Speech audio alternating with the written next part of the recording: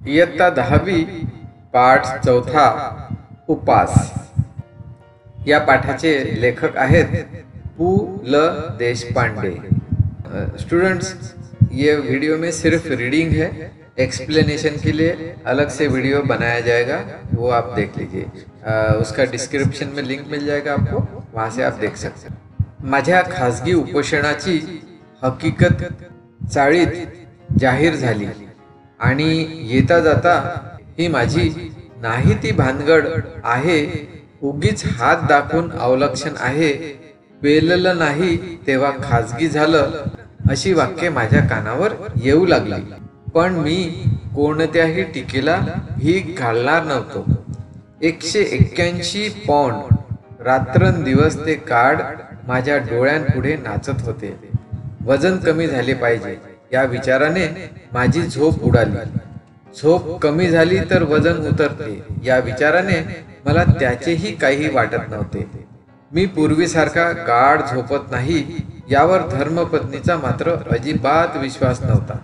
घोरत तर असता रात्रभर, अशासारखी दुरुत्तरे ती मला करत असे।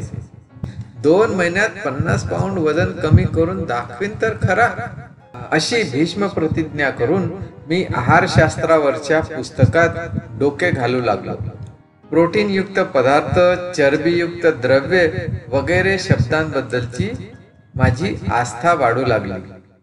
साऱ्या ताटातले पदार्थ मला न दिसता नुसत्या कॅलरीज मला दिसू लागल्या। आणि आनंदाची गोष्ट अशी की वजन उतरवण्याच्या शास्त्रात पारंगत झालेले तज्ज्ञ मला रोज डझनवारीने भेटू लागले। इतकेच काय, परंतु ज्या आमच्या चाळीतल्या लोकांनी माझ्या उपासाची अवहेलना केली होती त्यांनीच मला डाएटचा सल्ला दिला। उदाहरणार्थ सोकाजी त्रिलोकेकर, तुला सांगतो मी पंत, डाएट कर, बटाटा सोड, बटाट्याचं नाव काढू नकोस। हो, म्हणजे कुठे राहता म्हणून विचारलं तर नुसतं चाळीत राहतो म्हणा। बटाट्याची चाळ म्हणू नका, वजन वाढेल। जनोबा रेगे या इस्माला काय म्हणावे हे मला कळत नाही। नेहमी तिरके बोलायचे म्हणजे काय, पण सोकाजींनी त्याला परस्पर जामून टाकले।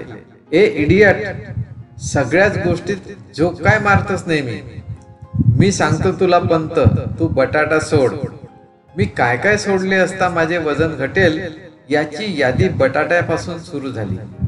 बटाट्याचं ठीक आहे, पण पंत आधी भात सोडा।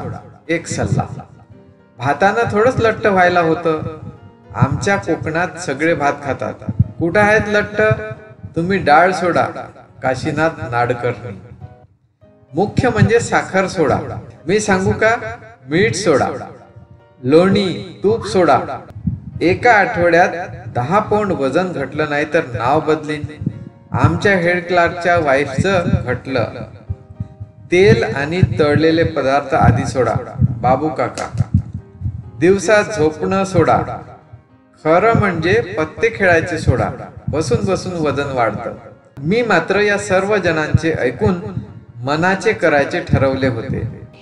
पहिला उपाय म्हणून मी आहार परिवर्तन सुरू केले। साखरेत सर्वात अधिक कॅलरीज असतात म्हणून प्रथम बिन साखरेचा चहा सुरू केला। पहिल्या दिवशी विशेष फरकही वाटला नाही। घरात साखरबंदी जाहीर केली। कुटुंबाला सारी दिवाळी तिखट मिठावर उरकायची सक्त ताकीद दिली। मुलांसाठी म्हणून काय, ते थोडं गोडाधोडाचं करायचं ते कर, एवढी सवलत ठेवली। पहिल्या दिवशीच मला फरक जाणवायला लागला। भात अजिबात वर्ज्य करणे अवघड होते, म्हणून फक्त पहिला भात आणि ताकभात ठेवून मधला भात वर्ज्य केला। नुसती उकडलेली पालेभाजी खाणे कसे जमणार हा विचार किती पोकळ होता याचा अनुभव ती खाल्ल्यावर आला। आणि नेहमीच्या भाजीत ही निराळे काय करते याचा अजूनही अंदाज आला नाही। पहिला दिवस सुरळीत गेला आणि दुसऱ्या दिवशी व्रतभंगाचा प्रसंग आला। पहिल्या दिवशी निम्म्याहून अधिक कचेरीला माझ्या वजन घटवण्याच्या व्रताची वार्ता गेली होती, परंतु दुसऱ्या दिवशी आमच्या अण्णा नाडगौडाला प्रमोशन मिळाल्याची वार्ता आली आणि त्याने साऱ्या सेक्शनला पार्टी दिली. कॅन्टीनच्या आचार्याने तर माझ्या डाएटवर सूड घ्यायचा असे ठरवून पदार्थ केले होते. बरे, न खावे तर अण्णा नाडगौडाला वाईट वाटणार. बिचारा 6 वर्षांनी एफिशियन्सी बारच्या जाळ्यातून बाहेर पडला होता. आचार्याने मिठाईत साखर न घालता साखरेत मिठाई घालून आणली होती. घासाघासा गणिक सहस्त्रावधी कॅलरीज पोटात चालल्या होत्या. त्यामुळे खाल्लेले गोड लागत नव्हते. बटाटे वडे होते म्हणजे आणखी कॅलरीज. चिवडा अस्सल वनस्पतीतला, त्यामुळे आणखी कॅलरीज. आणि एवढे सगळे हादडून शेवटी भजनशिवाय पार्टी कसली. या भिकोबा मुसळ्याच्या टोमण्यामुळे चेक काढून नाडगौडाने स्पेशल भजनची परत ऑर्डर दिली. शेवटी मला राहावे ना. भजनची 6वी प्लेट उडवल्यावर मी अत्यंत केविलवाण्या स्वरात सध्या मी डाएटवर असल्याचे सांगितल्यावर सर्वांनी मला वेड्यात काढले. अरे पंत, खाण्याचा आणि भजनाचा काय संबंध? भिकोबा मुसळे म्हणाला, मी बघ 21 गुलाबजाम खाल्ले, एवढंच काय. आपण तर आयुष्यात एक्सरसाइज नाही केला. तुझी कुंभरास नी कुंभ लग्न आहे. नुसता वायू भक्षण करून राहिलास तरी तू असाच जाड्या राहणार. लठ्ठपणा काय आपल्या हातात आहे? नॉनसेन्स, जगदाळे ओरडला. रनिंग कर रोज. रनिंग पेक्षा देखील दोरीवरच्या उड्या मार. बरं का पंत, माझ्या सिस्टरचं वेट 40 पौंड उतरलं दोरीवरच्या उड्यांनी. कुमारी कमलिनी केकरे म्हणाली. शेवटी सर्वांच्या मते मी सकाळी रनिंग करावे आणि संध्याकाळी दोरीवरच्या उड्या माराव्यात असे ठरले आणि मी 7व्या बशीमधले भजे उचलले. कुटुंबाचा मात्र माझ्या डाएटच्या बाबतीतला उत्साह अवर्णनीय होता. कारण रोज काही काही चमत्कारिक पदार्थ माझ्या पानात पडायला लागले. एके दिवशी नुसती पडवळे उकडून तिने मला खायला घातली.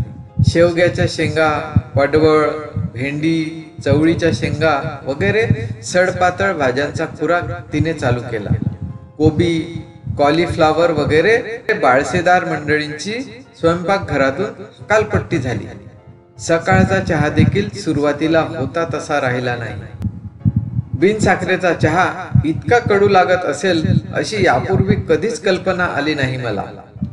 चहा सुरुवातीला बिनसाखरेचा असूनही कडू लागला नाही आणि आता का लागतो तेवढं सांग असे म्हटल्यावर कुटुंबाकडून खुलासा मिळाला. हेच ते म्हटलं, ते काय उगीच? अहो, म्हणजे सुरुवातीला मी तुम्हाला जो बिनसाखरेचा चहा दिला तो बिनसाखरेचा नव्हताच. मुळी नव्हता. मग मला बिनसाखरेचा चहा म्हणून काय सांगितलंस? अहो, थोडीशीच राहिली होती साखर, ती संपेपर्यंत म्हटलं घालू. काल संपली. आजपासून बिनसाखरेचा चहा केलाच की साखर न घालता. म्हणजे खाल्लास? अगं, किती लाख कॅलरीज गेल्या असतील माझ्या पोटात. कसलं कमी होतंय माझं वजन. पण सांगितलं का नाहीस मला? उगीच आरडाओरडा नका करू. वजनाचं ते काय मेलं, होईल हळूहळू कमी. आणि कोणाचं मागून खात नाही म्हणावं आम्ही, स्वतःच कमवून खातो म्हणावं. वाढलं तर वाढू दे वजन. मुलांना देण्यासाठी लाडू काढून बशी ठेवत आणि माझ्या वजनक्षय संकल्पाला आणखी नवे सुरुंग लावीत ती उद्गारली. लाडू कशाला केलेस? साखर असेल त्यात. इश्य, साखरेशिवाय लाडू आमच्या नाही घराण्यात केले कुणी. तात्पर्य, चहा बिनसाखरेचा होता हे खरे, परंतु लाडवाच्या रूपाने काही कॅलरीज पोटात गेल्याच. दोरीवरच्या उड्यांचा फक्त एकदा प्रयत्न केला व पहिली उडीच शेवटची ठरली. कारण 8x10च्या आमच्या दिवाणखान्यात प्रथम दोरी संपूर्ण फिरवणे अवघड. एकदा डोक्यावरून दोरी पलीकडे गेली, ती ड्रेसिंग टेबलवरच्या तेलांच्या व औषधांच्या बाटल्या खाली घेऊन आली. दुसऱ्यांदा अर्धवट गॅलरी आणि अर्धवट घरात राहून दोरी फिरवली, ती आचार्य बर्व्यांच्या गळ्यात. त्यांचा माझ्यावर आधीच राग होता.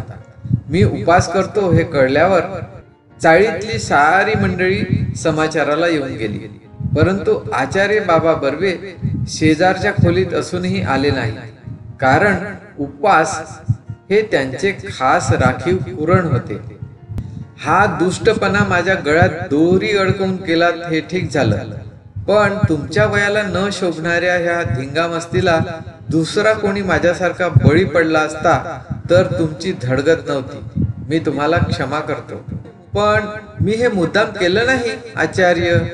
अहो, वजन कमी करायला दोरीच्या उड्या मारतोय मी, काही उपयोग होणार नाही. का का म्हणजे जिभेवर ताबा नाही तुमचा, संयम हवा, मनाची एकाग्रता हवी. त्यासाठी प्रथम म्हणजे काही गोष्टी सोडाव्या लागतील. आता ह्या उड्या मारायला मी लाज देखील सोडली हे पाहता ना तुम्ही बाबा. ठीक आहे, प्रथम बोलणं सोडा. बोलणं सोडू? अजिबात. खाण्यासाठी तोंडाचा वापर कमी करायचा एवढं पाहिलं तुम्ही, पण बोलण्यासाठी देखील त्याचा वापर बंद केल्याशिवाय तुमची जीभ ताब्यात राहणार नाही. पण मला बोललंच पाहिजे बाबा, मी केविलवाण्या स्वरात ओरडलो. का पण एवढा संयम नाही तुमच्यात? मौनाचं सामर्थ्य मोठं आहे. मौन ही शक्ती आहे. मौन ही उड्या मारायच्या माझ्या दोरीचे एक टोक हातात धरून बाबा 1 तास मौनाचं महत्व या विषयावर बडबडत होते. शेवटी त्यांचा वाक्प्रवाह अडवून मी ओरडलो, पण बाबा मी बोललो नाही तर खाऊ काय? म्हणजे बोलण्याचा आणि खाण्याचा संबंध काय? मी टेलिफोन ऑपरेटर आहे बाबा, दिवसभर बोलावंच लागतं मला. मग वजन कसलं उतरवणार तुम्ही? अत्यंत कारुण्यपूर्वक कटाक्ष टाकून बाबा गेले आणि त्यांच्या गळ्यात पडलेली दोरी मगाशी मी गच्च आवडली का नाही या विचाराने मला पश्चाताप झाला. मग मात्र मी चिडलो आणि निश्चय केला की बस्स, यापुढे उपास, वजन उतरेपर्यंत उपास. मला मी काटकुळा झाल्याची स्वप्ने पडू लागली. भरल्या ताटावरून मी उठू लागलो. बिन साखरेचा आणि बिन दुधाचा काय, पण बिन चहाचा देखील चहा मी पिऊ लागलो. साखर पाहिली की माझ्या अंगाचा तीळ पापड होऊ लागला.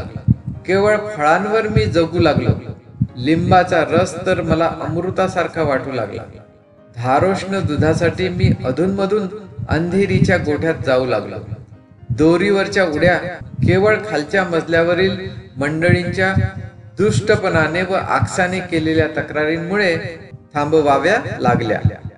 10 उड्या पाय न अडकता मारण्यापर्यंत मी पोचलो होतो. कचेरी सुटली की मी गिरगाव रस्त्याने धावत येऊ लागलो. केवळ पौष्टिक आणि सात्विक आहार सुरू केला. जवळजवळ 10-12 दिवस हा क्रम चालू होता.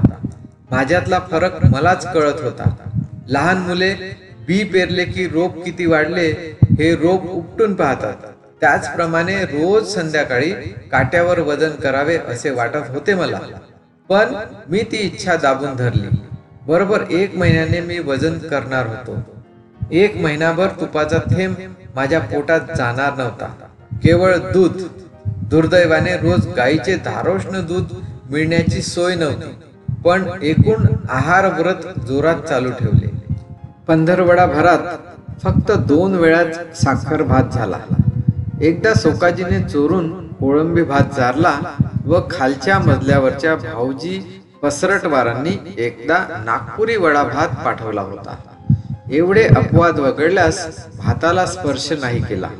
त्यामुळे मुख्यतः चरबीयुक्त द्रव्ये शरीरात कमी गेली.